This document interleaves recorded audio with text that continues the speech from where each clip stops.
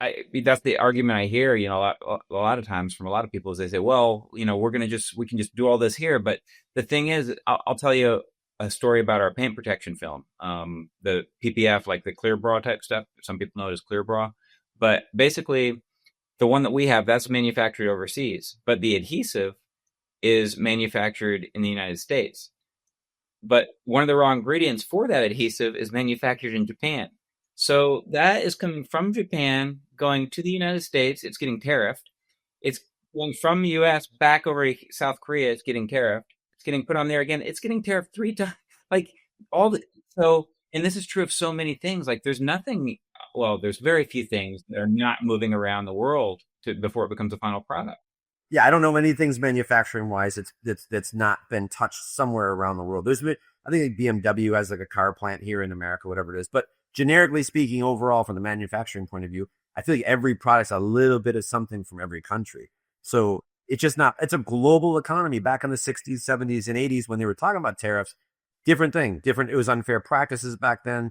Countries were kind of doing things to, to lower the quality of America stuff so that people wouldn't buy it. Now it's a global economy. You need to have pieces from every place in the world, and it just doesn't work anymore. So Yeah, I would have been a big fan of it if it was really targeted towards certain countries where that it was really important in order for us to continue to lead. But if you do it to everybody, then all you do is force the whole world into that country's hands, and then you're the one that's by yourself. So right, and then you're some country is paying slave labor a dollar a day for somebody. You know what? Tariff them to try and teach that country a lesson. To say naughty, scolding you to try get your standards up. That's the kind of a punitive tariff, but not this kind of everybody's going to get it thing. It doesn't work.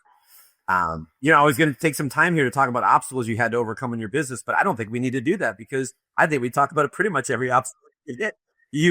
You come, but what about overcome? I should say, but personally, can you think of any successes? And it sounds like you've done it because you talked about storing money, having money on the side for a rainy day fund. But any kind of success ideas you can think of that kind of like, oh yeah, I remember this one event, or maybe if not, you've done a lot to overcome a lot of obstacles. But can you think of something successful, maybe a breaking point or a turning point in the business that really kind of turned things around?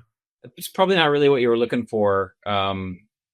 But like nothing comes to my mind. I'm sure there's things, and I'm just blanking.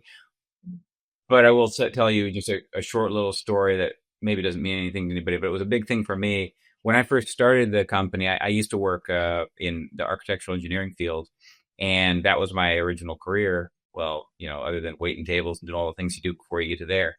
But I was in that field, and I started when I started Sky's the Limit in 2012. I worked both for about 3 year period, and I remember, I mean, it's rough when you're doing both the same time kind of work, and you're sleeping 2 or 3 hours a night. But I remember sometime into that, it was probably a year into it, where I didn't know if it was going to work. I was just really just killing myself for nothing. It seemed like I'd invested all the money I had saved, which wasn't much, but it was enough to get me some product to get started, and I wasn't seeing any profit yet. And I remember the first that first kind of hurdle that I got where I was looking through the numbers, and this is before I was lucky enough to be working with you, but I was just doing everything myself because that's what I could afford.